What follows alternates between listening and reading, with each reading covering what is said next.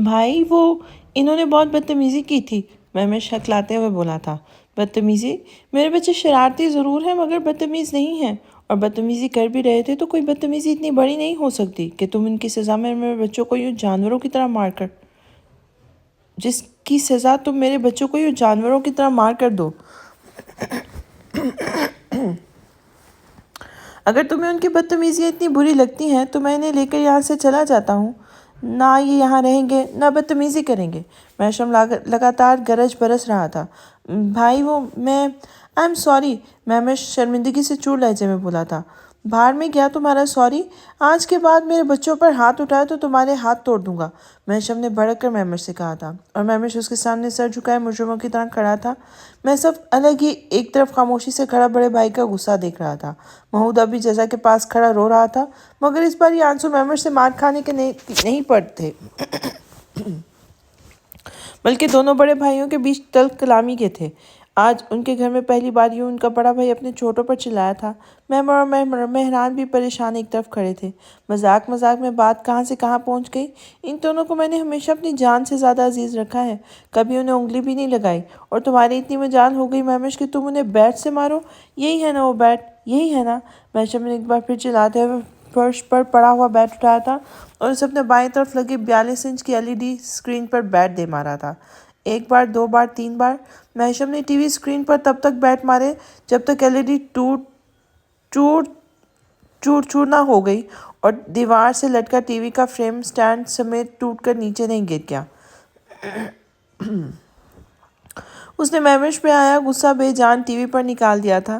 اس کی جارحانہ انداز پر جزا سمیت تینوں خرگوش بھی دہل کر رہ گئے تھے۔ محمود کی آنکھوں کے آنسو بھی مہمش کے رویے پر جیسے ٹھٹر کر رہ گئے تھے، اور مہران کو بھی سخت شوق سا لگا تھا۔ بھائی، مہمر اور محسف بھاگتے ہوئے بڑے بھائی کے پاس آئے تھے۔ محشم کا جنونی انداز دیکھ کر محسف اور مہمر نے بھی اس کا ہاتھ پکڑا تھا۔ پلیز بھائی رک جائیں، میری غلطی ہے ساری۔ میں نے مہمش بھائی کو غصہ دلایا تھا، میں نے ان سے بدتمیزی کی تھی۔ پلیز بھائی، پلیز رک جائیں اور تسلی سے میری بات سنیں۔ مہمر نے بھی بڑھتے محشم کا ہاتھ پکڑ کر جیسے التجا کی تھی، مگر وہ غصے سے جیسے پاگل ہو رہا تھا۔ بھائی پلیز ہوش کریں، کیا کر رہے ہیں آپ؟ مہمش بس اس کو ڈرانے کے لیے یہ سب کر رہا تھا، میں بھی تو یہی موجود تھا، کوئی سیریس ایشو نہیں تھا۔ محسف نے بھی کہنا چاہا، مگر محشم نے اچانک رک کر بیٹ نیچے فرش پر پھینکا اور محسف کو دیکھتے ہوئے ایک بار پھر سے کرایا تھا۔ بکواس مت کرو، ڈرانے کے لیے بری طرح سے نہیں مارا جاتا۔ محسف ابراہیم، وہ میرے بچے ہیں، وہ یادی مجرم نہیں ہیں جنہیں پیٹ پیٹ کر ڈرا رہے تھے تم۔ میرے بچوں کو بیٹ سے مارا ہے اس بددل شخص نے۔ اس سے کہو دفعہ ہو جائے میرے سامنے سے، اور جب تک میں غصے میں ہوں مجھے اپنی شکل نہ دکھائے۔ محشم نے غصے سے مہمش کو دیکھا جو ابھی تک سر جھکائے کھڑا تھا۔ بھائی وہ چلا جائے گا، آپ پلیز شانت ہو جائیں۔ محمود ادھر آؤ، بھائی کو تم نے بھڑکایا ہے نا، اب تم انہیں ہینڈل کرو۔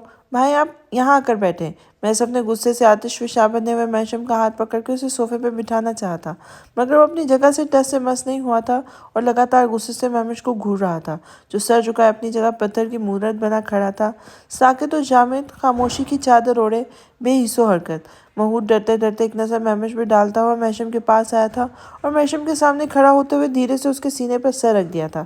بھائی پلیز غصہ مت کریں، مجھے آپ کو ایسے دیکھ کے اچھا نہیں لگ رہا۔ مہمش بھائی کو معاف کر دیں، ہماری غلطی تھی جو بھائی کو غصہ آیا، ورنہ وہ ہم سے بہت پیار کرتے ہیں۔ محمود کی بات سن کر خاموش کھڑے محشم نے اپنا دائیں ہاتھ کا ہتھیار اس کے گرد باندھا تھا۔ محمود کے اس من موہنے انداز نے واقعی شعلہ جوالا بنے مہمش کو جیسے ٹھنڈا کر دیا تھا۔ مہران بھی محمود کی تقلید کرتا بھائی کے سینے سے آ لگا تھا، اور محشم ان دونوں کو اپنے ساتھ لیے صوفے پہ جا بیٹھا تھا۔ ناشتہ کیا تم تینوں نے؟ محشم نے مہران کے سر پہ پیار کرتے ہوئے پوچھا تھا۔ نہیں بھائی، مہران نے جواب دیا تھا۔ مہمر ادھر آؤ بیٹا، یہاں میرے پاس آ کے بیٹھو، اور محسف جاؤ بچوں کے لیے ناشتہ لے کے آؤ۔ محشم نے مہمر کو اپنے پاس بلانے کے ساتھ ہی محسف کو بھی آرڈر دیا تھا۔ مہمر بھائی کی آواز پر لپک کر اس کے پاس آ کے بیٹھا تھا۔ محسف کچن میں چلا آیا تھا اور سامنے ہی کب سے خاموش کھڑی جزا سکون کا سانس لیتی مہمش کے پاس آئی تھی اور اس کا ہاتھ پکڑ کر کھینچتے اسے محشم کے دائیں والے صوفے پہ لا بٹھایا تھا۔ مہمش بھی روبوٹ کے سے انداز میں خاموشی سے صوفے پہ آ کے بیٹھ گیا تھا۔ मैशम ने खफकी से एक नज़र बीवी को देखा था, मगर उल्टा जज़ा ने उसे आंखें दिखाते हुए होंठों पर उंगली रखकर खामोश रहने को कहा था और खुद पलटकर मैसफ के पीछे किचन में चली गई थी। अरे भाभी, आप क्यों आ गई? मैं कर लूँगा। मैसफ ने एक बड़े से बाउल में अंडे फेंटते हुए किचन में दाखिल होते जज़ा से कहा था। सबका नाश्ता बनाते बनाते आपको देर हो जाएगी, मैं हेल्प कर देती हूँ, जज़ा ने जल्दी जल्दी ब्रेड टोस्ट पर डालते हुए कहा था। मैशम नाश्ते में चाय के साथ ब्रेड बटर ज़रूर खाता था। भाभी, कल शादी हुई है, आज आपका वलीमा है, एक दिन तो रेस्ट कर लें। फिर आपको ही सब कुछ देखना है। मैं सोफा पैन में ऑयल डालते हुए उस पर फेंटते हुए अंडे डाल रहा था। मेरी शादी को 14 साल हो चुके हैं मैसफ भाई, कल तो बस पब्लिकली शादी को अनाउंस किया है। रही बात किचन की, तो किसी भी घर का किचन उस घर की औरत की जिम्मेदारी होता है। मेरे घर का किचन भी मेरी जिम्मेदारी है और ये आप लोगों का एहसान है कि आप मेरी हेल्प करवा देते हैं। अब बिना देर किए मुझे आटा दे, मैं अब पराठे बना देती हूँ, चाचा ने जल्दी जल्दी अपनी कमीज़ की आस्तीनें पलटते हुए कहा था। मैसफ ने उसे आटा निकाल के दिया था और ख़ुद मुस्कुराते हुए जज़ा को देखने लगा था, जो वाकई एक फिक्रमंद बहन की तरह इन लोगों के लिए अपनी मेहंदी से रचे हाथों को तेज़ी से चलाते हुए नाश्ते का इंतज़ाम कर रही थी। और फिर जल्दी जल्दी काम करते हुए उसने वाकई तेज़ी से पराठे भी बनाने शुरू कर दिए थे। ये ले मैसफ भाई, जल्दी से सब चीज़ें अंदर ले जाएं। आपके भाई का पारा आज वैसे ही बहुत गर्म है, कहीं मैमिश भाई के बाद आपकी शामत ना आ जाए। आप अंदर चले, मैं बस चाय बनाकर ला रही हूँ। जज़ा सब चीज़ें ट्रे में सेट करते हुए बोलती भी जा रही थी। मैसफ नाश्ता लेकर बाहर चला गया था और जज़ा ने सबके लिए मज़ीद पराठे बना डाले थे और साथ ही दूसरे चूल्हे पर चाय पक रही थी। फिर जब वो पराठों के साथ चाय लेकर अंदर गई तो मैशम मेहरान को, महूद को और मेहमर को अपने हाथों से नाश्ता करवा रहा था। मैसफ जिम से चेयर लाकर बाहर बैठ चुका था और अब खुद भी एक चेयर पर बैठे कॉर्नफ्लेक्स खा रहा था। बस मेहमर अभी तक खामोशी से गर्दन झुकाए फर्श को घूर रहा था। जज़ा ने गहरी सांस लेते हुए अपने हाथ में थामी ट्रे लेकर टेबल पर रखी थी और मेहमश के लिए नाश्ते के नवाज़मात एक प्लेट में रखने लगी थी। मेहमश भाई, नाश्ता करें जल्दी से, चले। जज़ा ने उसके आगे प्लेट रखी थी। उस पर मेहमश ने फ़ौरन रिएक्ट किया था। उसने नफ़े में सर हिलाते हुए नाश्ते के लिए मना कर दिया था। अरे ये क्या बात हुई, क्यों नहीं करना, चलिए जल्दी से खाएं, आज बहुत काम है आपको और खाने से कैसी नाराज़गी। जज़ा मेहमश के पास वाली शय पर ही बैठी हुई थी और मुसलसल उसे फोर्स कर रही थी, मगर मेहमश की एक वही रट थी। मैसफ और तीनों खरगोशों के सिवा नाश्ते को किसी ने हाथ नहीं लगाया था, जिससे जज़ा को अब गुस्सा आने लगा था। उसने इतनी मेहनत से और जल्दी जल्दी नाश्ता बनाया था, मगर ये दोनों ज़िद्दी भाई। मेहमश देखें, आप उल्टा आप डांटा आपने है और मेहमश भाई को गुस्सा नाश्ते पे आ रहा है। जज़ा ने अब मैशम से शिकायत की थी, जो अब इन तीनों को नाश्ता करवाने के बाद अब खुद सिर्फ चाय पी रहा था। तीनों भाइयों को नाश्ता करवाने के बाद मैशम ने तैयार होकर उनके रूम में भेजा था और उन्हें अपने साथ होटल ले जा रहा था, जहाँ आज वलीमे का फंक्शन था। सैफी, नाश्ते के बाद होटल जाओ और हमारा सारा सामान लेकर वापस आओ। मैं और जज़ा अब कहीं नहीं जा रहे। सिर्फ एक दिन मेरे घर से बाहर रहने पर बच्चों के साथ ये सलूक किया है तुम दोनों ने।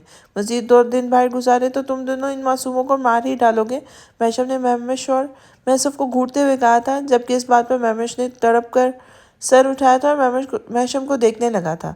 भाई, मुझसे गलती हो गई और मुझे इस बात का एहसास भी है कि मैंने इन तीनों के साथ ज़रूरत से ज़्यादा सख्ती बरती है, मगर प्लीज़ ऐसा मत कहें। मैं इनसे आप जितनी ना सही मगर मोहब्बत करता हूँ। यूँ इस तरह मुझसे खफा होने से अच्छा है कि आप इस बेड से टीवी तोड़ने की बजाय मेरी हड्डियाँ तोड़ डालते। मेहमश नम आंखों से बोलता हुआ बड़े भाई को देखने लगा था। हाँ, देख ली मैंने तुम्हारी मोहब्बत। फ़िलहाल मुझे इस बारे में मज़ीद कुछ नहीं सुनना, क्योंकि मेरी नज़रों से वो मंजर ओझल नहीं हो रहा जब तुम जानवरों की तरह मेरे महूद को इस भारी बेड से मार रहे थे। मुझे लग रहा है कि तुम्हारी शादियों से पहले ही मुझे तुम सबको अलग सेटल करवाना पड़ेगा। अभी से तुम दोनों को छोटे भाई खटकने लगे हैं, बाद में न जाने क्या हशर करोगे, और मैं अपने बच्चों के साथ तुम्हारे इस किस्म के रवैये बिल्कुल बर्दाश्त नहीं करूँगा।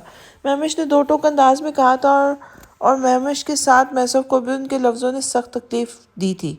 जैसा को भी मैशम की बातों पर बहुत दुख हुआ था।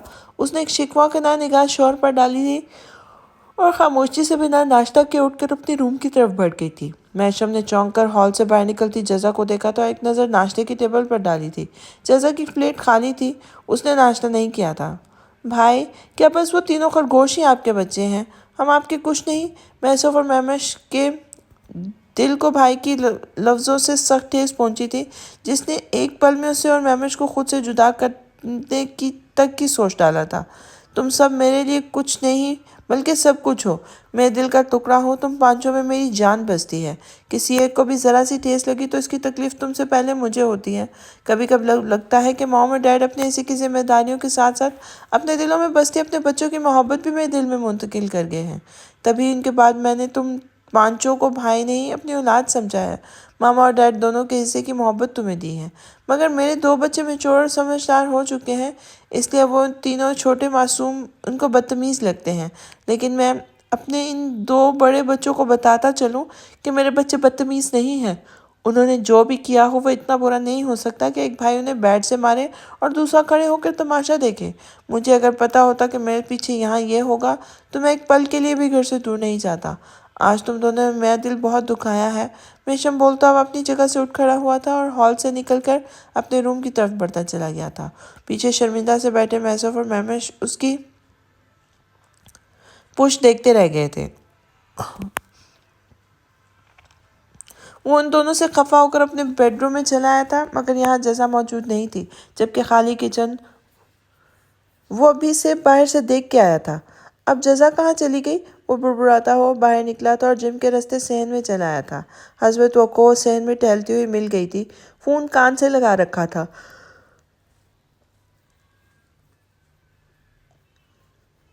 ہاں تم لنچ کے بعد آ جانا آنٹی کے ساتھ، شام 4 بجے تک پولرڈ کے لیے نکلیں گے۔ ہاں میں فنکشن کے بعد آنٹی کے ساتھ ان کے گھر چلوں گی۔ نہیں نہیں، ہوٹل میں بس ایک دن کافی تھا، وہ بھی ضیاء الدین بھائی نے میشم سے کہا تھا کہ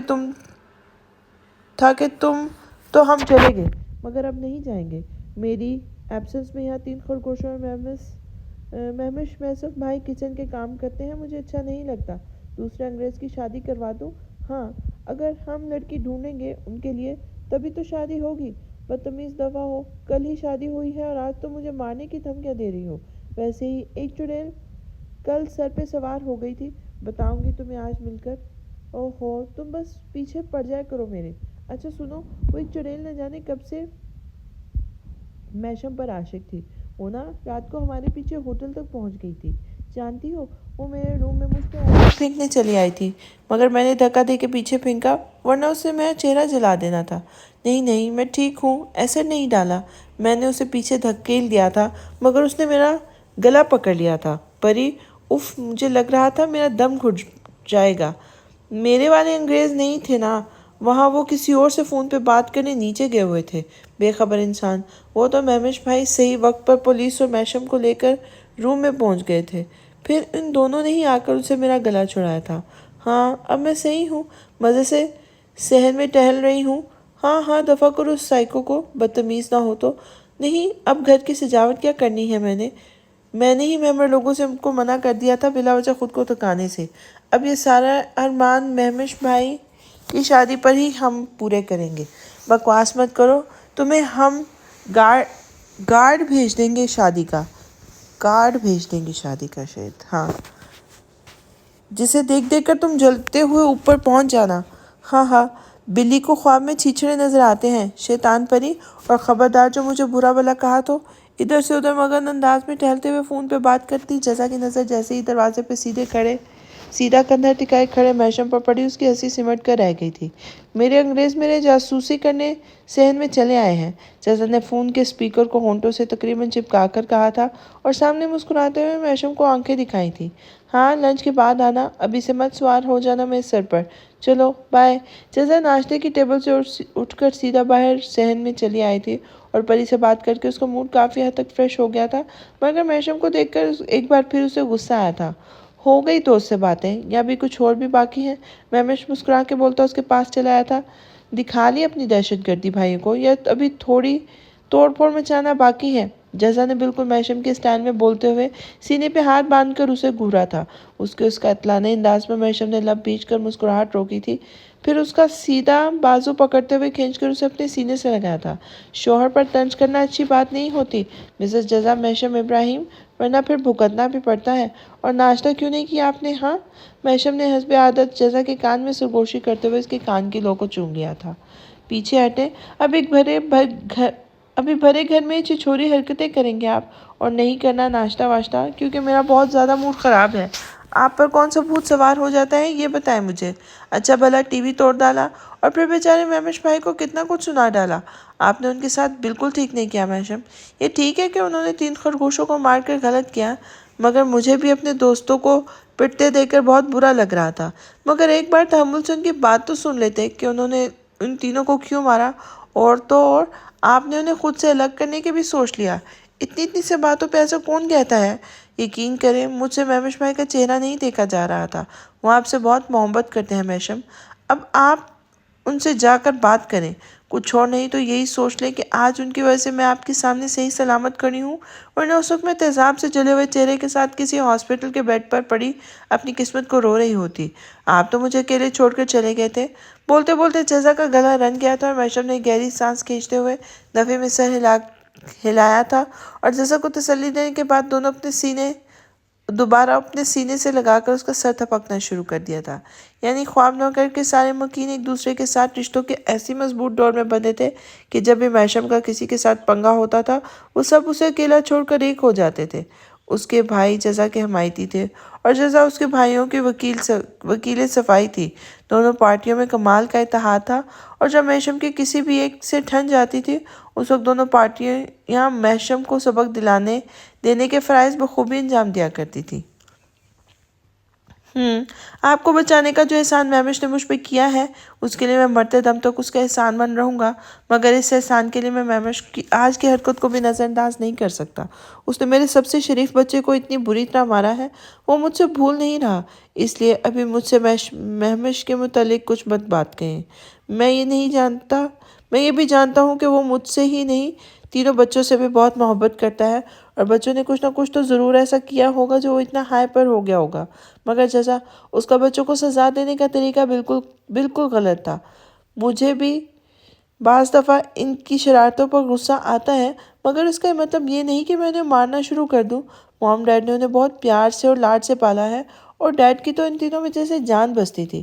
ڈیڈ کو ماما سے اتنی شدید محبت تھی کہ وہ ہمیشہ انہیں اپنی پلکوں پہ بٹھا کے رکھتے تھے، مگر جب ماما ان تینوں کے ساتھ ڈانٹ ڈپٹ کیا کرتی تھی تو وہ ماما سے اتنے خفا ہوتے تھے کہ ان سے بات بھی نہیں کرتے تھے۔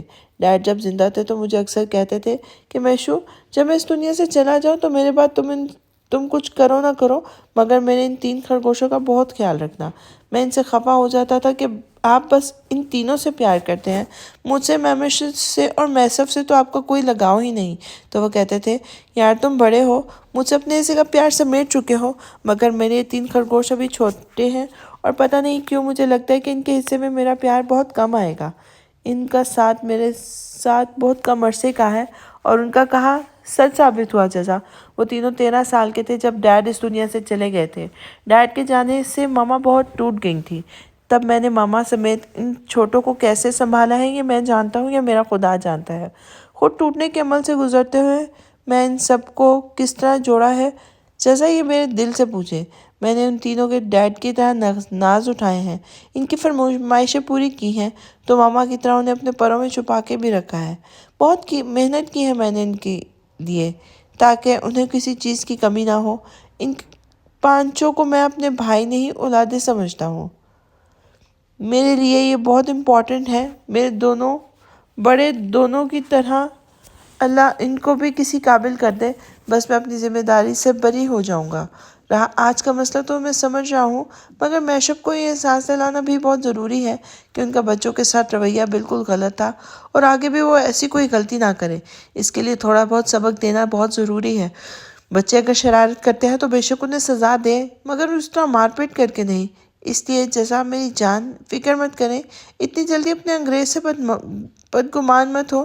میں بہت جلد آپ کے مہشم بھائی سے بات کروں گا، مگر پہلے سے تھوڑا سا ستا لوں جیسے آپ مجھے ستاتی ہیں، یاد ہے نا؟ یاد دلاؤں؟ مہشم شرارت سے جزا کی آنکھوں میں دیکھتے ہوئے بولا تھا، اور اس کے سر سے سر ٹکراتے ہوئے اس نے جزا کا گال چوما تھا، جبکہ اس کے انگریز بولنے پر وہ جزا خجل سی ہو گئی تھی۔ میں بھی آپ کو یاد دلاؤں کہ آپ ٹی وی توڑ چکے ہیں، اور تینوں خرگوشوں کا فری ٹائم ٹی وی دیکھ کر ہی پاس ہوتا ہے، اور میں بھی اپنے فیوریٹ سیریلز دیکھتی ہوں۔ اب نیا ٹی وی کب لائیں گے، اور اندر سے اس مرحوم ٹی وی کی باقیات کون سمیٹے گا؟ جزا نے بھی خود کی چوری پکڑے جانے پر فوراً موضوع تبدیل کیا تھا، اور ٹیکے جو تُونے سے مرشم سے پوچھا تھا پرانا ہو گیا تھا، اچھا ہو گیا، ٹوٹ گیا، اب نیا لگواؤں گا اور کل تک آ جائے گا آپ کا ٹی وی۔ مجھے آج بہت کام ہے۔ اور ہاں، وہ باقیات اپنے مہوش بھائی سے ٹھکانے لگوائے، اس کے بعد اس کی وجہ سے ٹوٹا ہے تو اتنا تو وہ کر ہی سکتا ہے، مگر اسے پہلے اندر جا کر کچھ کھلا دے، ورنہ وہ رات تک کیوں ہی غصے میں خود پر ظلم کرتا رہے گا۔ بہت ضدی ہے، پہلے ڈیڈی سے سنبھالتے تھے، اب صرف میری مانتا ہے۔ اور خود بھی چل کر ناشتہ کر لیں، یا بچوں کی طرح آپ کو بھی میں اپنے ہاتھوں سے ناشتہ کرواؤں؟ پیشم شرارت سے بولتا ہوا ایک بار پھر جزا پر جھکا تھا۔ بھائی چلیں یا پھر ابھی آپ کو مزید ٹائم لگے گا؟ پیچھے دروازے سے جھانکتے ہوئے میمر کی مسکراتی آواز سن کر پیشم بجلی کی تیزی سے جزا سے دور ہوا تھا اور اس اچانک حملے پر وہ بری طرح سے پٹا گیا تھا۔ میں گاڑی سٹارٹ کر رہا ہوں، تینوں جلدی سے باہر آؤ۔ پیشم نے پلٹ کر میمر کو دیکھ کے گھورا تھا اور وہ جلدی سے پلٹ کر اندر بھاگ گیا تھا۔ یار بچے شرارتی تو واقعی بہت ہو گئے ہیں، خجل سے انداز میں سر کھجا کر بولتے ہوئے جزا کو کھلکھلا کے ہنسنے پہ مجبور کر گیا تھا۔ آپ اندر چلیں اور ناشتہ کر لیں، مجھے ابھی جانا نہیں ہوتا تو میں آپ کو خود اپنے ہاتھوں سے ناشتہ کرواتا۔ جزا کو کھلکھلاتے دیکھ کے وہ خود بھی مسکرا دیا تھا اور پھر شرارتی انداز میں ادھر ادھر دیکھتے ہوئے اس نے جلدی سے دوبارہ سے جھک کر جزا کا گال چوم لیا تھا، پھر تیز قدموں سے صحن سے ہی باہر پورٹیکو کی طرف بڑھ گیا تھا، جبکہ جزا بھی جاتے ہوئے میشم کے پشت کو دیکھتے ہوئے دھیرے سے مسکرا دی تھی اور پھر سر جھٹک کر گھر کے اندر چلی گئی تھی، کیونکہ اب بھوک سے اس کے پیٹ میں چوہے ڈانس کرنے لگے تھے۔ ساتھ ہی اسے ضدی سے میمر کو بھی زور زبردستی سے ایموشنلی بلیک میل کر کے ناشتہ کروانا تھا اور اس کے بعد ٹی وی کی لاش کو ٹھکانے لگوانا تھا۔ صبح ناشتے کی ٹرے لے کر وہ جیسے ہی روم میں داخل ہوا سامنے ہی زارا بیڈ پہ بیٹھے ہوئے جیسے اسی کی منتظر تھی۔ اسے بیڈ کے پاس آتے دیکھ کر وہ لپک کر یوسف کے سامنے آ کھڑی ہوئی تھی۔ یوسف، وہ تمہاری ماں گئی، رات کو انہوں نے مجھے بہت مارا تھا، کیا تمہاری ماں بھی مجھ سے نفرت کرتی ہے؟ دیکھو، تمہاری ماں اگر مجھے پسند نہیں کرتی تو تم دوسری شادی کر لو ان کی پسند کی لڑکی سے، مگر ان سے کہنا مجھے مارے نہیں، مجھے مار سے ڈر لگتا ہے۔ یوسف، وہاں میری پھپھو جو ہے نا، وہ مجھے مارتی نہیں تھی مگر مجھے بہت بری طرح دیکھتی تھی، مجھے ان کے دیکھنے سے ڈر لگتا تھا، وہ نور کو میرے پاس نہیں آنے دیتی تھی۔ پھوپھا جان بھی مجھے دیکھ کے منہ پھیر لیا کرتے تھے، وہ سب مجھے برا سمجھتے تھے۔ اب تمہارے گھر والے بھی مجھے برا سمجھ رہے ہیں نا؟ یوسف، تمہیں پتہ ہے مجھے یہی سب سوچ کر نیند نہیں آتی تھی، آدھی رات تک میں جاگتی رہتی ہوں، پھر بڑی مشکلوں سے جب نیند آتی ہے اور میں سونے لگتی ہوں تو مجھے سونے سے بھی ڈر لگتا ہے، کیونکہ جب میں سوتی ہوں تو مجھے ان چاروں لوگوں کے چہرے خواب میں آ کے ڈراتے ہیں، جاگتی ہوں تو مجھے لوگوں کی باتوں سے ڈر لگتا ہے۔ رات کو مجھے تمہاری ماں سے بھی ڈر لگا تھا کہ وہ آ کر مجھے ماریں گی اور تمہارے گھر سے بھی نکال دیں گی، پھر میں کہاں جاؤں گی؟ یہاں تو میں کسی کو بھی نہیں جانتی، پھپھو کے سوا، اور پھپھو مجھے گھر میں نہیں گھسنے دیں گی اب۔ بس اسی ڈر سے مجھے پوری رات نیند نہیں آئی۔ مجھے ڈر لگتا ہے، بہت ڈر لگتا ہے، مجھے سب سے ڈر لگتا ہے، اور اب تو مجھے جینے سے بھی ڈر لگنے لگا ہے۔ یوسف، میں اتنی بری ہوں کہ مجھے سب مجھ سے نفرت کرتے ہیں، تم بھی مجھ سے نفرت کرنے لگو گے، چھوڑ جاؤ گے، مگر میں تمہیں اس سے پہلے ہی کہہ رہی ہوں، تم اپنی ماں کے پاس جاؤ اور کسی پاک لڑکی سے شادی کر لو۔ جاؤ یوسف، جاؤ۔ وہ یوسف کے شرٹ کا کالر پکڑ دیوانوں کی طرح اسے جھنجھوڑ کے بولتی جا رہی تھی اور اس کے سامنے کھڑا یوسف اسے شدید دکھ و کرب سے دیکھ رہا تھا۔ تبھی اس نے اپنے ہاتھ میں تھامی ٹرے ہاتھ آگے بڑھا کر بیڈ پہ رکھی تھی اور زارا کا سر کے اطراف دونوں ہاتھ رکھتے ہوئے جھک کر نہایت پیار اور نرمی کے ساتھ اس کی پیشانی چومی تھی۔ تبھی وہ بدک کر اسے دور ہوئی تھی۔ یوسف، دور رہو مجھ سے، میں نے کہا نا دور رہو، وہ زور زور سے اپنے دونوں ہاتھوں سے اپنی پیشانی رگڑتے ہوئے بولی تھی، جبکہ یوسف کو اس کی پیشانی رگڑتے ہوئے ایک بار پھر اسے خود سے ڈرتے دیکھ کر بے اختیار خود کو کوسنے لگا تھا۔ اوکے، ریلیکس، ذرا میری جان ریلیکس ہو جائے۔ اچھا ٹھیک ہے، میں دور ہو گیا، اب نہیں آؤں گا آپ کے پاس، لیکن آپ یہاں بیٹھیں میرے سامنے اور میری آنکھوں میں دیکھ کر کہیں کہ آپ کو کیا لگتا ہے یوسف آپ کو چھوڑ سکتا ہے، آپ سے نفرت کر سکتا ہے؟ وہ اسے نرمی سے تھامتے ہوئے اپنے سامنے بیڈ پہ بٹھانے لگا تھا، جبکہ وہ اس سے ہاتھ چھپاتے ہوئے بے چینی سے انگلیاں مروڑتی ہوئی بیٹھ تو گئی تھی، مگر ڈر ہنوز اپنی جگہ قائم تھا۔ تبھی وہ یوسف کی طرف دیکھ نہیں رہی تھی، زارا میری زندگی، پلیز ادھر دیکھیں میری طرف، میری جان، بس ایک بار مجھے دیکھیں۔ یوسف کی التجائیہ لہجے پر اس نے ذرا کہ ذرا نظر اٹھا کر اس کی چاکلیٹ براؤن آنکھوں میں دیکھا تھا۔ زارا، آپ مجھے کسی پاک لڑکی کے پاس جانے کی صلاح کیسے دے سکتی ہیں؟ کیا آپ کو نہیں پتہ کہ مجھ جیسے شخص متعدد بار زنا کا مرتکب ہو چکا ہے؟ پھر آپ مجھے کیسے اعلیٰ اور عرفہ سمجھنے کی بھول کر رہی ہیں؟ میں اپنی اوقات جانتا ہوں، میری زندگی اور خود کی حیثیت جانتے ہوئے بھی میں نے اللہ سے بس ایک ہی دعا مانگی تھی، اور میری وہ دعا آپ ہیں۔ سوائے آپ کے یوسف نے اپنے اللہ سے مزید کچھ نہیں مانگا، اور دیکھے تو صحیح، اس رب کی عطا میں قربان جاؤں اپنے اللہ کے، جس نے مجھے میری اوقات سے بڑھ کر نوازا ہے اور مجھے آپ کو عطا کر دیا۔ کیا مجھ سے بڑا خوش نصیب اس دنیا میں کوئی اور ہوگا جسے لاکھوں گناہ کے بعد بھی اس طرح نوازا گیا ہو؟ آپ خود کو پاک سمجھے نہ سمجھے، مگر میرے لیے آپ مقدس و محترم ہیں اور مرتے دم تک رہیں گی، کیونکہ وہ آپ ہی ہیں جس نے ایک عیسائی مبلغ کے بھٹکے ہوئے بیٹے رائن اینڈرسن کو یوسف سے ملایا، مجھے میرے گناہوں کا احساس دلایا، مجھے راہ حق پر لانے کا ذریعہ آپ بنی ہیں۔ زارا، میرے پھپھا جان کہتے ہیں کہ خوش نصیب ہوتی ہے وہ عورت جس کو اس کا محبوب اپنے رب سے سجدوں میں گر گرا کر مانگتا ہو، اور پھر اگر وہ محبوب اس کا شوہر بن جائے تو زندگی بھر اپنی محبت کی قدر کرتا ہے، کیونکہ وہ اس سے ایک کڑی ریاضت کے بعد ملتی ہے۔ کیا آپ جانتی ہیں کہ میں نے آپ کو اپنے ہر فرض و نفلی نماز کے سجدوں میں اس رب کے آگے گر گرا کر مانگا ہے؟ پھر آپ کیسے مجھے کہہ سکتی ہیں کہ میں کسی اور سے شادی کر لوں؟ میں کسی اور کا نہیں ہو سکتا، کیونکہ میں آپ کا ہوں۔ آپ میرے وجود کا کھویا ہوا حصہ ہیں، آپ سے دور ہوا تو میں مر جاؤں گا۔ وہ اپنی خوبصورت آنکھوں میں نرمی اور محبت کا ملا جلا تاثر لیے دھیرے دھیرے بولتا جا رہا تھا، جبکہ زارا اسے یکٹک اسی کی طرف دیکھ رہی تھی۔ اب وہ اپنا ڈر، غصہ اور احتجاج بھول کر بس یوسف کو سن رہی تھی، اس کے لفظوں کے سحر میں کھوئی ہوئی تھی، مگر اب وہ زارا کی آنکھوں سے نظر چراتا ہوا سر جھٹک کر ناصرے کی طرف متوجہ ہو گیا تھا۔ اس کا دھڑکتا مچلتا دل زارا کی خوبصورت آنکھوں میں دیکھتے ہوئے بے ایمان ہوا جا رہا تھا۔ تبھی اس نے پاس رکھی ناشتے کی ٹرے سے بریڈ اٹھا کر اس پر بٹر لگایا تھا اور سلائس زارا کے سامنے کیا تھا، اور گمسم بیٹھی زارا نے چونک کر یوسف کے ہاتھ میں موجود سلائس کو دیکھا تھا اور اس کا ذرا سا کونا کترتے ہوئے دوبارہ یوسف کو دیکھنے لگی تھی۔ یوسف اس کا بھاگ دیکھ کر زیر لب مسکراتے ہوئے اب دوبارہ بولنے لگا تھا۔ کیا یہ میرے ساتھ زیادتی کی انتہا نہیں ہے زارا، کہ دوسرے غیر لوگوں کی نفرت آپ کے لیے اتنی اہم ہے کہ وہ آپ کو ڈرانے کا باعث بن رہی ہے؟ آپ کو برا سمجھنے والے لوگ آپ کے لیے اتنی اہمیت رکھتے ہیں کہ آپ ان کے برے رویے آپ کو خوابوں میں آ کے ڈراتے ہیں، آپ کی نیندیں اڑا دیتے ہیں، مگر میں جو آپ کا سب سے زیادہ اپنا ہوں، جس نے آپ کو ٹوٹ کر چاہا، اس کی شدید محبت کو آپ دیکھنا بھی نہیں چاہتی۔ محبتوں کا وہ جہان جسے میں نے صرف آپ کے لیے سجایا ہے، اس میں آپ گم ہونا ہی نہیں چاہتی۔ میری شدید محبت آپ کے لیے ایسا مضبوط حصار ثابت ہوگی جس میں قید ہو کر آپ کو سارے ڈر بھول جائیں گے۔ مجھ پر بھروسہ کر کے دیکھیں زارا، میں آپ کو اتنا چاہوں گا کہ میری چاہتوں کے آگے آپ کو کچھ اور دیکھنے کی فرصت ہی نہیں ملے گی۔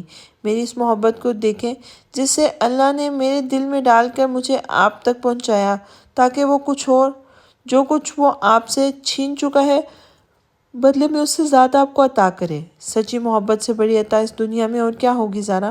پھپھا جان کہتے ہیں اس دنیا کی تخلیق جذبہ محبت کی بنیاد پر کی گئی ہے، اسی لیے محبت سے پیارا اس دنیا میں کچھ اور نہیں ہے۔ ایک بار میری محبت کی پناہوں میں آ جائیں، میں آپ کے سارے ڈر دور کر دوں گا۔ آپ کو سونے سے ڈر لگتا ہے، میں ہر روز آپ کا سر اپنے سینے پہ رکھ کے آپ کو اپنے حصار میں لے کے سلاؤں گا، تاکہ کوئی بھی ڈر آپ کو تک نہ پہنچے، آپ تک پہنچنے سے پہلے اسے میرا سامنا کرنا پڑے۔ مجھ پر ایک بار بھروسہ کر کے دیکھیں زارا، میں آپ کو اپنے آپ سے محبت کرنا سکھا دوں گا۔ یوسف کی محبت میں اتنی طاقت ہے کہ اس کے آگے کسی غیر کی نفرت اور دنیا کا بھی ڈر زیادہ ٹک نہیں پائے گا۔ بس ایک بار مجھ پہ یقین کر لیں۔ یوسف نے باتوں کے دوران اسے ناشتہ بھی کروا دیا تھا اور آخر میں اس کے ہاتھ میں ایک دودھ کا گلاس دے کر اس کا دوسرا ہاتھ تھام لیا تھا۔ اب وہ بغور زارا کی براؤن آنکھوں میں دیکھ رہا تھا، جو ابھی تک اسے ہی تک رہی تھی۔ یوسف، کیا تم سے محبت کر کے مجھے کسی سے ڈر نہیں لگے گا؟ زارا نے اتنی دیر بعد پوچھا بھی تو کیا؟ اس کی معصومیت بھرے انداز پر اس کا سوال سن کر یوسف ہولے سے مسکرایا تھا۔ اس نے جھٹ سے اس بات میں سر ہلا دیا تھا، مگر تبھی یوسف کا فون بجنے لگا تھا۔ اس نے سخت بدمزہ ہوتے ہوئے اپنے جینز کی پاکٹ سے فون نکالا مگر اسکرین پر بلنک ہوتے نمبر کو دیکھتے ہی وہ چونک گیا تھا اور زارا کے سامنے سے چپ چاپ اٹھ کے باہر آ گیا تھا۔ ہاں شارلٹ بولو۔ یوسف نے گردن موڑ کر زارا کے روم کی طرف دیکھا تھا اور دھیمی آواز میں بولا تھا، تمہارا کام ہو گیا رائن، میں نے ان بندوں کو پکڑ لیا ہے اور اس پرانی فیکٹری کے ٹی وی فوٹیج بھی مجھے مل گئی ہے جہاں وہ چاروں اس ایشین لڑکی کو لے کر گئے تھے۔ تم آج ہی مجھے ملو مگر میری ڈیل تمہیں یاد ہے نا؟ شارلٹ نے پوچھا تھا۔ ہاں مجھے یاد ہے شارلٹ، تم مجھے وہ بندے اور ٹی وی فوٹیج دو، باقی جو تم مانگو گے وہ تمہیں مل جائے گا، یوسف نے کہا تھا۔ اوکے پھر میں تمہیں ایڈریس میسج کر رہا ہوں، تم مجھے آج شام تک اس جگہ پر ملو، شارلٹ نے کہتے ہوئے فون بند کیا تھا اور یوسف نے ضبط سے سرخ پڑتے ہوئے چہرے کے ساتھ دانت پیسے تھے۔ آج اسے اپنی زارا کے مجرم ملنے والے تھے۔ تبھی اس کے فون کی میسج کی ٹون بجی تھی۔ شارلٹ نے ایڈریس سینڈ کیا تھا۔ یوسف وہ ایڈریس پڑھ ہی رہا تھا کہ تبھی سے اندر سے زارا کی زوردار چیخ کی آواز پر وہ گھبرا کر جلدی سے اندر بھاگا تھا۔ اندر پہنچتے ہی سامنے کا منظر دیکھ کر یوسف واقعی حیران ہوا تھا۔ اس کی ماما دروازے سے ذرا دور ہٹ کر کھڑی خاموشی سے زارا کو دیکھ رہی تھی، جو بیڈ کے سرہانے سے تقریباً چپکی ہوئی انہیں سہمی نظروں سے دیکھ رہی تھی، مگر تب بھی ان کی نظر دروازے کے بیچوں بیچ کھڑے یوسف پر پڑی تو وہ دوڑ کر یوسف کے گلے لگی تھی۔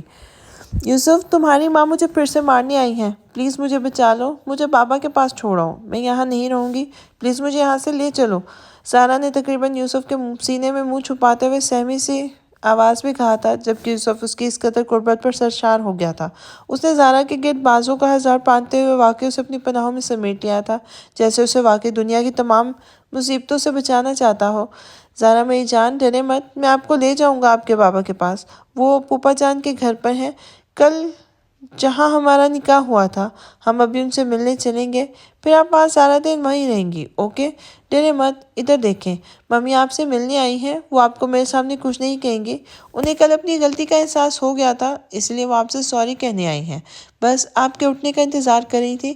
ادھر دیکھیں میری طرف ذرا سویٹ ہارٹ، پلیز دیکھیں میری طرف، ماما آپ کو مارنے نہیں آئیں، وہ زارا کے بالوں میں انگلیاں چلاتے ہوئے اسے دھیرے دھیرے کہہ رہا تھا۔ وہ اسے بالکل چھوٹے بچے کی طرح ہینڈل کر رہا تھا، جبکہ اس کی ماں اپنے اکڑو اور ضدی سے بیٹے کے تحمل مزاجی کو بغور دیکھ رہی تھی۔ یہ ان کا بیٹا رائن تو نہیں تھا، جو اپنے ناک پر مکھی تک نہیں بیٹھنے دیتا تھا، یہ تو واقعی زارا کا یوسف تھا، یکساں بدلا ہوا اور بلا کا تحمل مزاج۔ چلیں میں آپ کو کی دوستی کرواتا ہوں ماما کے ساتھ، چلیں آئیں میرے ساتھ۔ یوسف خود کے ساتھ لگی زارا کو ساتھ لیے اپنی ماں کی طرف جا کھڑا ہوا تھا اور انہیں بولنے کا اشارہ کیا تھا۔ زارا نے ابھی تک اس کے سینے میں منہ چھپایا ہوا تھا۔ ہیلو سویٹ گرل، مجھے معاف کرنا، میں نے رات کو تمہیں تھپڑ مارا اور برا بھلا کہا، تم میرے بیٹے کی بیوی ہو، وہ تم سے پیار کرتا ہے، میرے لیے اتنا کافی ہے، اب تم مجھ سے ڈرنا بند کر دو، میں تمہیں نہیں ماروں گی، ادھر آؤ، مجھے بھی اپنے حبے کی طرح حق دو، ادھر آؤ، کم آن۔ یوسف کے گلے لگی زارا نے یہ سویٹ نرم سی آواز سنی اور ڈرتے ڈرتے سر اٹھا کر یوسف کی ماں کو دیکھا تھا۔ میرا نام کرسٹین ہے، تمہارا کیا نام ہے؟ یوسف کی ماں نے مسکراتے ہوئے اپنا ہاتھ زارا کی طرف بڑھایا تھا۔ زارا نے سر اٹھا کے ایک نظر یوسف کو دیکھا تھا اور اس نے آنکھوں سے زارا کو اپنی ماں کے پاس جانے کا اشارہ کیا تھا۔ میرا نام زارا ابراہیم ہے۔ زارا نے جھجکتے ہوئے اپنا ہاتھ یوسف کے ماں کی طرف بڑھایا تھا، مگر انہوں نے زارا کا ہاتھ تھامتے ہوئے اسے اپنی طرف کھینچ کر اپنے گلے سے لگا لیا تھا۔ تم اچھی لڑکی ہو، اب میں چاہتے ہوئے بھی تم سے نفرت کرنے کی ہمت نہیں کر پا رہی ہوں، کیونکہ تمہاری ذات سے میرے بیٹے کی خوشیاں جڑی ہوئی ہیں۔ تم پہلی لڑکی ہو جسے میرے رائن نے اتنا چاہ کر تمہاری خاطر اپنی پہچان کو بھی بدل ڈالا۔ تمہیں رائن کا عشق ہو، اس کی زندگی ہو، تبھی وہ تمہیں اپنی جان کہتا ہے، یوسف کی ماں نے زارا کی پیشانی چومتے ہوئے کہا تھا، اور زارا نے حیرت سے انہیں دیکھتے ہوئے پلٹ کر یوسف کو دیکھا تھا، جو دھیمی سی مسکراہٹ لبوں پہ سجائے زارا اپنی ماں کو دیکھ رہا تھا۔ آپ مجھے اب نہیں ماریں گی؟ آپ مجھ سے نفرت نہیں کرتی؟ زارا نے حیرت سے منہ کھولتے ہوئے ان سے پوچھا تھا، اور یوسف کی ماں نے مسکراتے ہوئے نفی میں سر ہلا کے اس کی پیشانی چومی تھی۔ Thank you so much aunty, Yusuf تمہاری امی بہت اچھی ہیں، یہ مجھے یہاں سے نہیں نکالیں گی، اب تم میرے بابا کو بھی یہی بلا لو، بلکہ ان سب کو یہ بلا لو، میں سب کے لیے کھانا بناؤں گی، زارا نے خوشی سے چہکتے ہوئے کہا تھا، اور یوسف اپنی زارا کو خوش دیکھ کر خود بھی خوش ہو گیا تھا۔ تبھی اس بات میں سر ہلاتے اس نے اپنا فون نکال کر زارا کے بابا کا نمبر لگایا تھا، اور ساتھ ہی اسے بھی ابھی پھپھو کو بھی یہاں بلا کر ممی سے ملوا کر انہیں سرپرائز دینا تھا، کیونکہ اس نے ابھی تک ممی کو پھپھو کے بارے میں نہیں بتایا تھا۔ تبھی وہ اپنی ممی اور پھپھو کو اچانک سے سرپرائز دینا چاہتا تھا، اور یہ بات تو وہ بھی اچھی طرح جانتا تھا کہ سلوینیا اور کرسٹین کسی زمانے میں دو جسم اور ایک جان ہوا کرتی تھی۔ پری، شرافت سے میرا فون واپس رکھ دو ورنہ میں تمہارا حشر کر دوں گی، منہ پر ماسک لگائے بیٹھی جزا نے چیخ کر کہا تھا۔ وہ لوگ مہمش کے ساتھ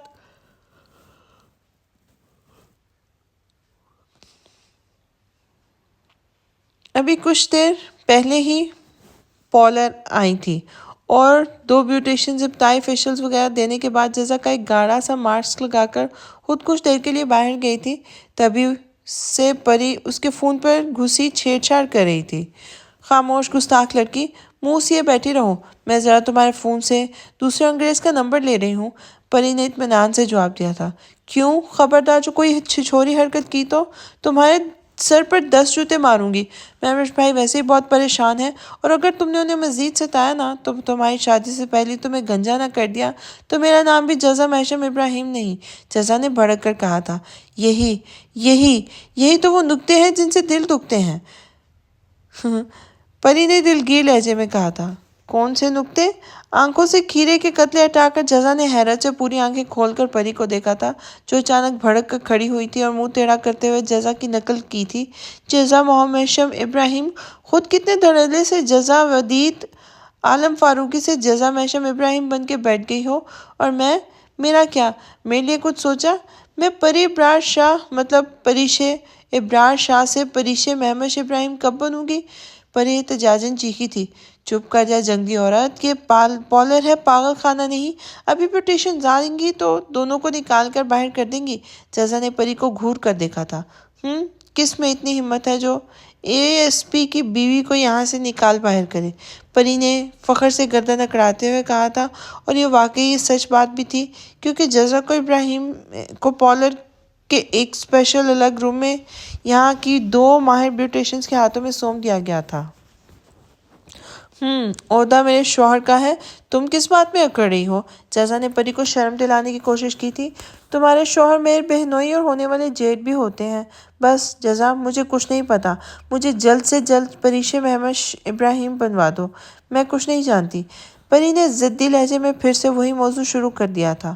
اف یہ حسرتیں، اپنا BCS تو کمپلیٹ کر لو محترمہ۔ میں اکثر حیران ہوتی ہوں، پتہ نہیں ننھی منھی عمر میں کیسے لڑکیوں کو شادی کا کیا شوق آتا ہے۔ پہلے کچھ بن تو جاؤ، کیریئر بنا لو، مگر نہ جی، وہ سب نہیں کرنا۔ زمین سے پوری اگی بھی نہیں ہوتی، اور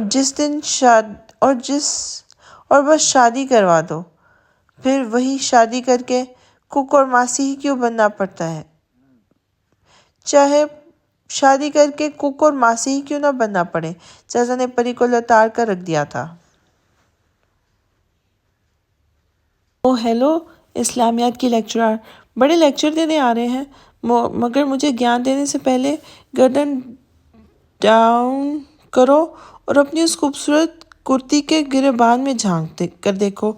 مجھے شرم دلانے سے پہلے یاد کرو، جب تم ایک ننھی دلہن بنی بیٹھی تھی اور چوسنے کی عمر میں تم نے اپنے ان ننھے ہاتھوں میں سہاگ کی مہندی لگائی تھی۔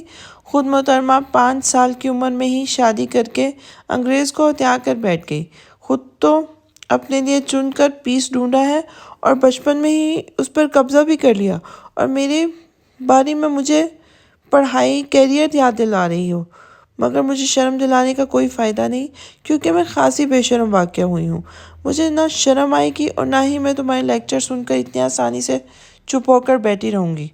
مجھے اس دوسرے انگریز کو اپنے لیے جلد سے جلد بک کروانا ہے، ورنہ کوئی اور اسے لے اڑی تو میں کیا کروں گی؟ پری نے بولتے ہوئے تل ملا کر جزا کے پیٹ پر گھونسا جڑ دیا تھا۔ شوق سے نہیں بنی تھی ننھی دلہن، اماں ابا نے بنوایا تھا، نہ ہی میں نے اس انگریز پیس پر جان بوجھ کے قبضہ کیا تھا، سمجھی شیطان پری؟ میرے اختیار میں ہوتا تو میں پڑھائی کے بعد بھی شادی کرتی، کیونکہ میں خود خاصی حقیقت پسند لڑکی ہوں، خوابوں کی دنیا میں نہیں رہتی، نہ تمہاری طرح شادی کی شوقین ہوں۔ میں تو جب تک کچھ نہیں بن جاتی کبھی شادی نہیں کرتی، اور تم تو ایسے اتاولی ہو رہی ہو جیسے مہوش بھائی کل ہی کسی لڑکی کے ساتھ نکاح پڑھوانے والے ہیں۔ اتنا ہی انہیں بک کرنے کا شوق ہو رہا ہے تو بکواس کرنے کی کیا ضرورت تھی ان کے سامنے گاڑی میں کہ میرا رشتہ آیا ہوا ہے۔ پولیس آفیسر میرا آئیڈیل ہے، مجھے تو وہ لڑکا بہت پسند آیا ہے، اتنا گڈ لکنگ ہے، اتنا سمارٹ ہے۔ جزا دوبارہ آنکھوں پہ ہاتھ رکھ کے کیرے پھینک کر اٹھ کھڑی ہوئی تھی اور پری کے سٹائل میں ہی منہ بنا کر بولتی ہوئی جیسے لڑنے مرنے پر آمادہ ہو گئی تھی۔ ہاں تو مجھے کون سے خواب آ رہے ہیں کہ اس انگریز کا تمہارے والے انگریز سے پھڈا ہو چکا ہے۔ صبح میرے میاں کی دیوانی چڑیل کے قصے سنانے کا تمہارے پاس پورا وقت تھا، مگر تمہارے میاں نے میرے انگریز پر کتنے سارے ظلموں کے پہاڑ توڑے ہیں یہ نہیں بولا۔ اور حقیقت پسند لڑکی، تم ایک کام کرو، تم اپنا خواب نگر چھوڑ دو اور اپنا کیریئر بنانے نکل پڑو۔ اپنے انگریز کو یہاں ضرورت مندوں کے لیے تبرک کے طور پر چھوڑ جاؤ، کیریئر بناؤ، پھر بعد میں چڑیلے ان پر عاشق ہوں یا جنات زادیاں، تمہارے پیٹ میں درد نہیں ہونا چاہیے۔ پری اور ہارٹ جائے ایسا ناممکنات میں سے تھا، اور اب بھی اس نے ان کا جواب پتھر سے دیا تھا اور ایسا تاک کے وار کیا تھا کہ جزا تڑپ اٹھی تھی۔ محشم سے دور ہونے کا تصور اس کے لیے سہانے روح تھا۔ تمہارے منہ میں خاک، شیطان پری، کیسے منہ بھر کر میں محشم پر جن زادیوں کو عاشق کروا رہی ہو۔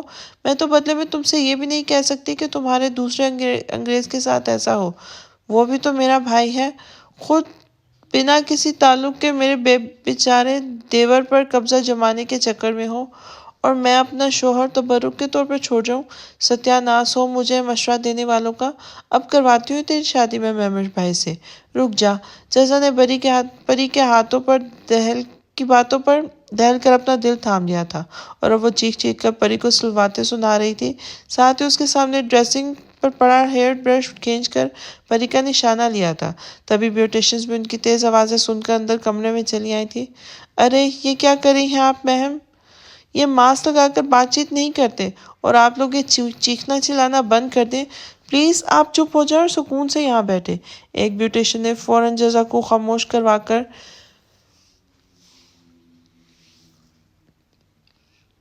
چیئر پہ واپس بٹھایا تھا، تب آ کر جزا ٹھنڈی پڑی تھی اور دونوں بیوٹیشن اسے گھیر کر کھڑی ہو گئی تھی، اور شیطان پری اپنے ہاتھ جھاڑتے ہوئے دوبارہ سے اس کا فون لے کے بیٹھ گئی تھی اور بارات کے فوٹو دیکھنے لگی تھی۔ دلہا دلہن سے زیادہ اس کا دھیان گروپ فوٹوز میں موجود مہمش پر تھا۔ یہ سب پکس مہمن نے کل اپنے فون سے لی تھی اور جزا کو واٹس ایپ کر دی تھی۔ پری نے ایک کے بعد ایک ساری پکس خود کو سینڈ کی تھی اور پھر مہمش کے متعلق سوچنے لگی تھی۔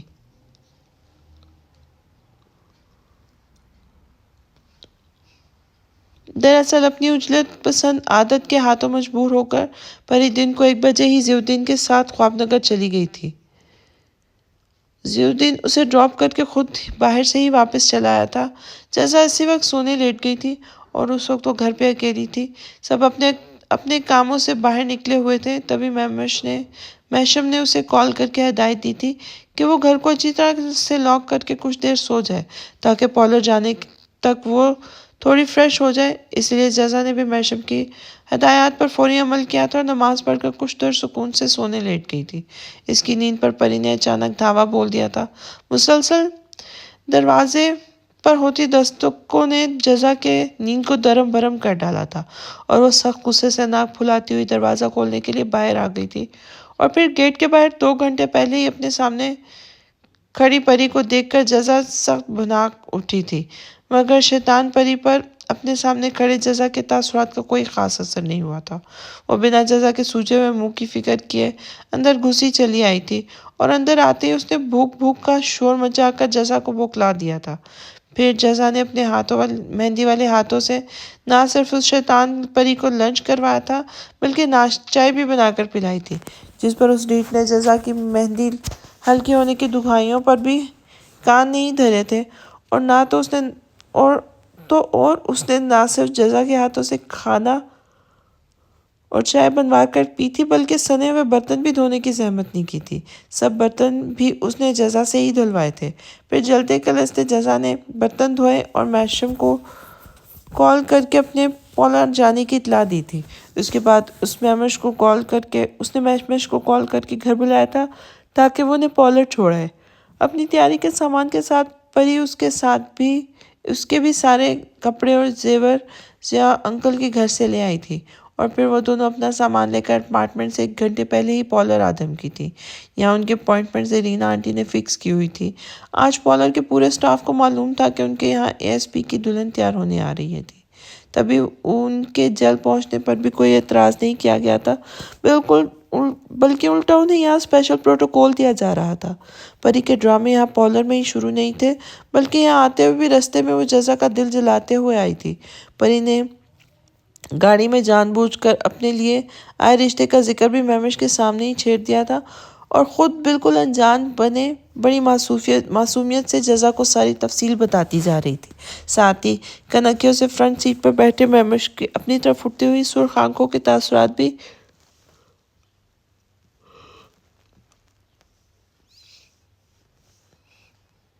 بیک ویو مرر سے دیکھتی جا رہی تھی، جو سختی سے اپنے دونوں لبوں کو باہم بھینچے ڈرائیونگ کر رہا تھا، مگر اس کی بار بار اپنی طرف اٹھتی سرخ نگاہیں بتا رہی تھی کہ وہ برداشت کی آخری حدوں تک پہنچا ہوا ہے۔ اس کی آنکھوں میں موجود تاثر پری کو خاصا محظوظ کر رہا تھا۔ تبھی وہ مزے کے ساتھ جزا کو اپنے ہونے والے منگیتر کی خوبصورتی، وجاہت اور اس کے اندر موجود اضافی خوبیوں کے وہ قصے جزا کو بڑھا چڑھا کے بتا رہی تھی، جو عام انسانوں میں تقریباً ناپید ہوتے ہیں۔ ساتھ ہی وہ بار بار یہ بھی جتا رہی تھی کہ ہمیشہ سے ایک پولیس آفیسر ہی اس کا آئیڈیل رہا تھا۔ تبھی اپنے لیے آیا ہوا یہ رشتہ اس کے دل کو خاصا بھا چکا تھا۔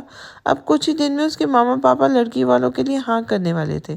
جزا بھی بیک ویو مرر سے پورے ڈرائیونگ کرتے مہوش کو اپنی طرف اٹھتی سرخ انگارہ آنکھیں دیکھتے ہوئے مسلسل پری کا ہاتھ دبا کر اسے خاموش رہنے کا کہہ رہی تھی، مگر پری کی زبان ایسی کینچی تھی جو جب چلتی تھی تو رکنے کا نام بھی نہیں لیتی تھی۔ جبکہ ڈرائیونگ کرتے مہوش کے لیے صبح محشم سے ملنے والے شوق کے بعد یہ دوسرا دھماکہ تھا جو شیطان پری نے اس کے سر پہ کیا تھا۔ تبھی اس نے پولر کے آگے گاڑی ایک جھٹکے سے روکتے ہوئے جزا کو ہدایت دی تھی کہ اسے ارجنٹلی کسی ضروری کام سے جانا ہے، انہیں پک کرنے نہیں آ سکے گا، اس لیے آتے وقت وہ محسف کو کال کر کے یہاں بلا لیں۔ پھر وہ انہیں پولر میں اندر داخل ہوتے دیکھ کر زر سے گاڑی بھگا کر لے گیا تھا۔ وہ فی الحال کسی پرسکون جگہ جانا چاہتا تھا، ایسی جگہ جہاں وہ کھل کر اپنا غم منا سکتا۔ آج وہ صبح سے بہت زیادہ دکھی تھا، اور پری نے اس کے دکھ پر تڑکا لگا کر مہوش کو جیسے دنیا سے بیزار کر ڈالا تھا۔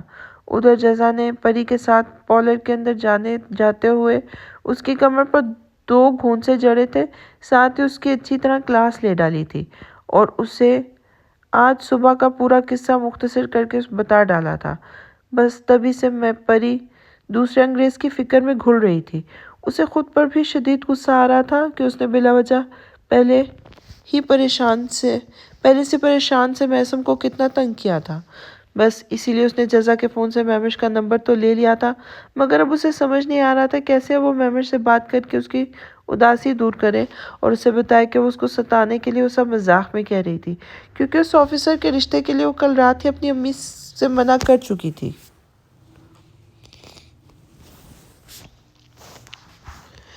یوسف نے مولانا صاحب سمیت اپنی پھوپھو اور زارا کے بابا کو لنچ کے لیے اپنے فلیٹ پہ بلا لیا تھا، اور پھر وہ لمحہ آ گیا تھا جس کا یوسف کو انتظار تھا۔ اتنے سالوں بعد آمنہ بیگم اور یوسف کی ماں ایک دوسرے کے سامنے تھے۔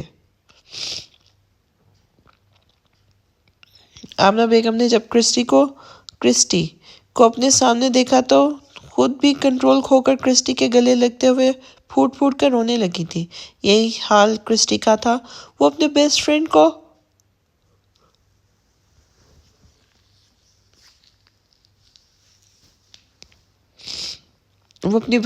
کو شوہر کی وجہ سے اتنے سالوں تک بھلائے بیٹھی رہی تھی، مگر اب سالوں بعد انہیں اپنے سامنے دیکھ کر انہیں اپنا سلوینیا روبنسون کے کالج کا دور یاد آ رہا تھا۔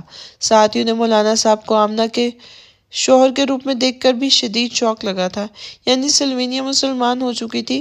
اب وہ سلوینیا نہیں بلکہ آمنہ تھی، جو سالوں پہلے اچانک نہ جانے کہاں غائب ہو گئی تھی۔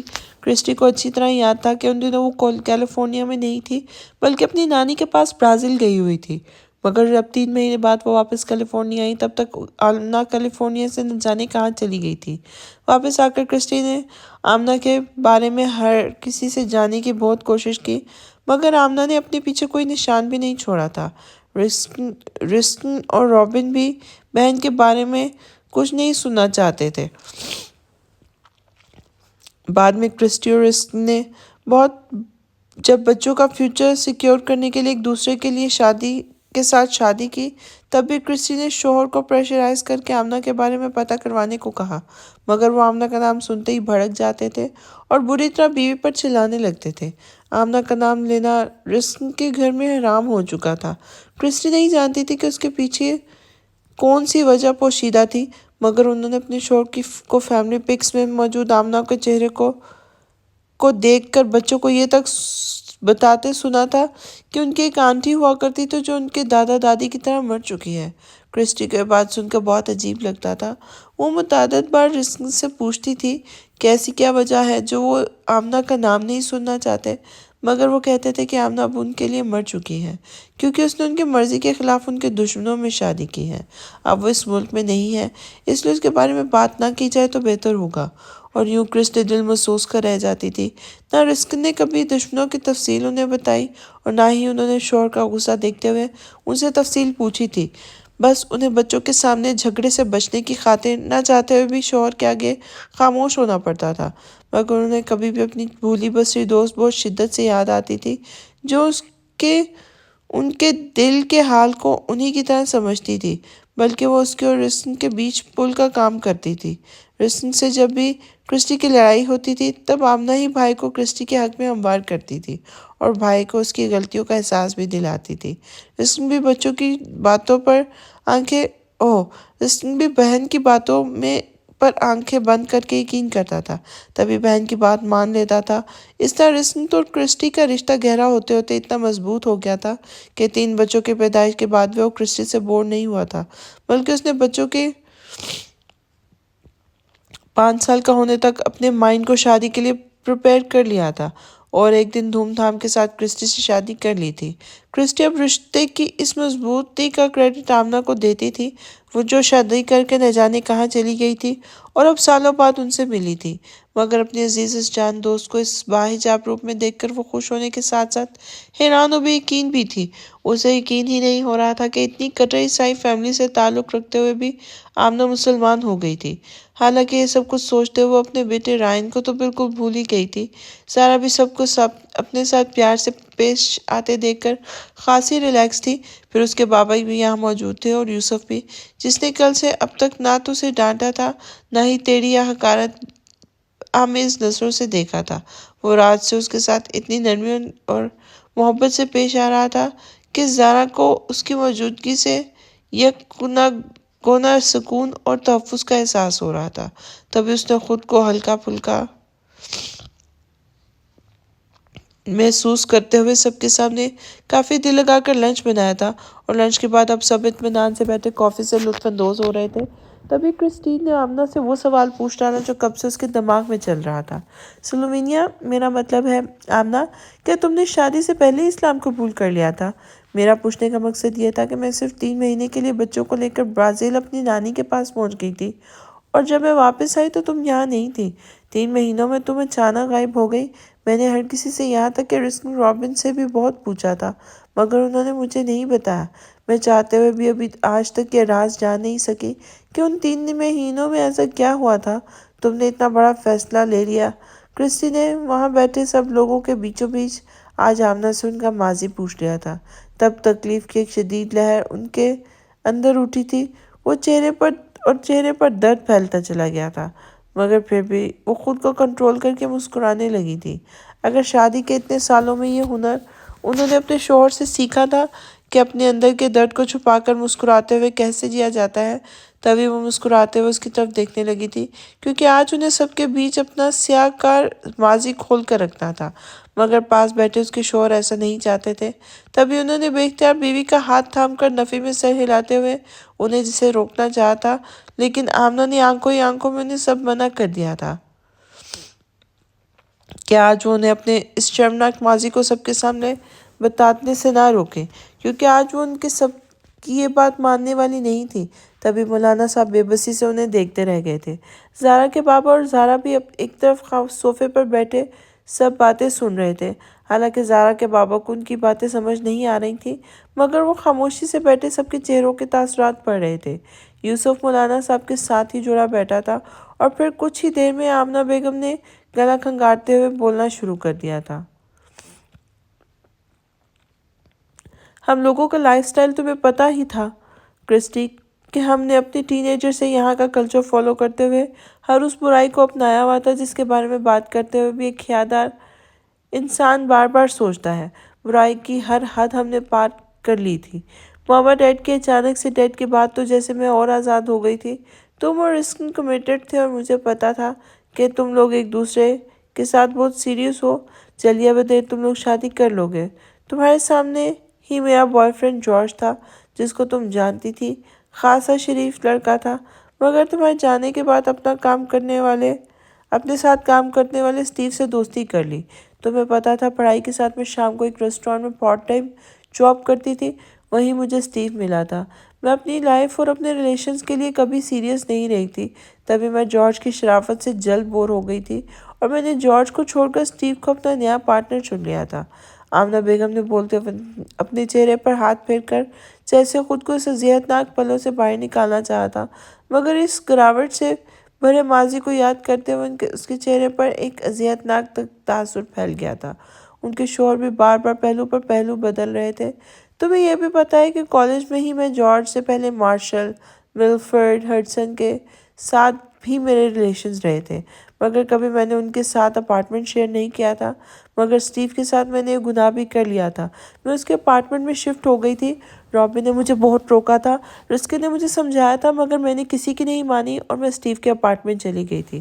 ہم بنا شادی کے ساتھ رہنے لگے تھے۔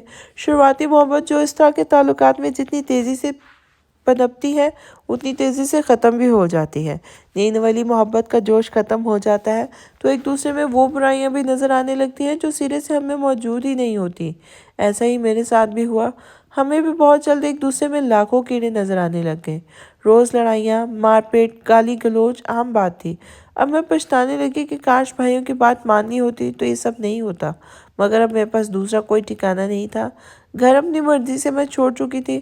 اب وہاں جاتی تو وہاں اسٹیو سے لڑائی ہو جاتی۔ گھر پر بھائیوں کے تانے سن کر ان سے لڑنا پڑتا۔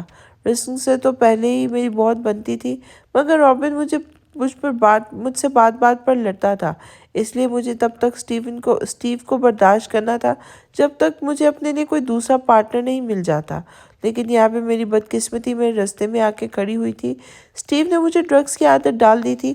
میں ڈرگز ایڈکٹ ہو چکی تھی، جس سے میں کبھی اس لائق نہیں رہی تھی۔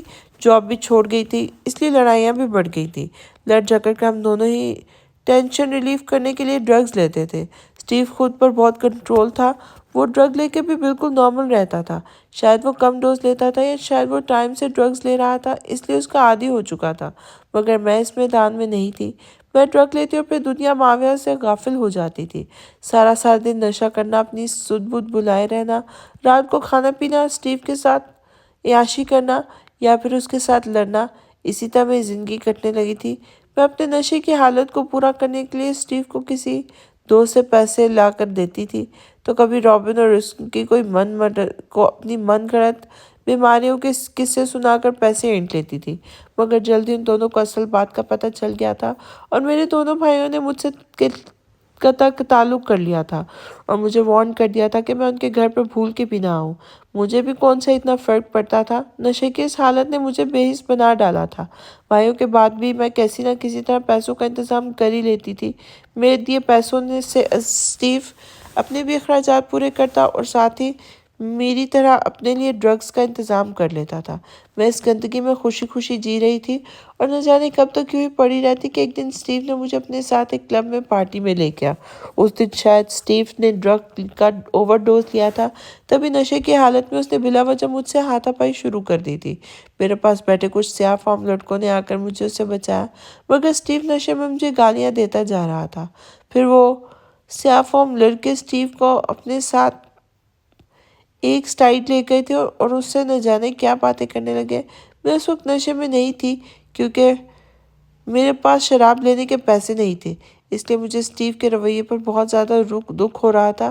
میں اکیلی بیٹھی رو رہی تھی کہ اچانک وہ لڑکی دوبارہ واپس آئے اور مجھے اپنے ساتھ چلنے کا کہنے لگے۔ میں نے پلٹ کر اسٹیو کو ڈھونڈا مگر وہ مجھے اکیلا چھوڑ کر چلا گیا تھا۔ اس رات شراب نہیں پی تھی، نہ میں نشے میں تھی، تبھی اس کی باتوں اور حرکتوں سے جان گئی تھی کہ لوگ مجھے اسٹیو سے خرید چکے تھے۔ میں اسٹیو کی گرل فرینڈ تھی، مجھے بیچنے سے پہلے اسے 100 بار سوچنا چاہیے تھا، مگر وہ سوچتا تو تب نہ جب وہ ہوش میں ہوتا۔ ویسے بھی مجھ جیسی ڈرگ ایڈکٹ لڑکی جب نشے کا ایک ڈوز لینے کے لیے بڑی آسانی سے اپنے تابع کیا جا سکتا ہے، ایسی لڑکی کے لیے کوئی ہوش مند شخص بھی اتنا سیریس نہیں ہوتا جتنا میں اسٹیو سے امید کر رہی تھی۔ میں اسٹیو کو اپنی محبت میں مجبور کر کے اپنا عاشق سمجھ رہی تھی، لیکن وہ مجھ سے محبت تو دور لگاؤ بھی نہیں رکھتا تھا۔ ہمارا تعلق بس ضرورت کا تھا، اس لیے اسٹیو نے اپنی ضرورتوں کے لیے مجھے بیچ دیا تھا۔ بہرحال میں اس سیاہ فام لڑکوں کو باتوں میں لگا کر موقع ملتے ہی ان سے بچ کے بھاگ نکلی تھی۔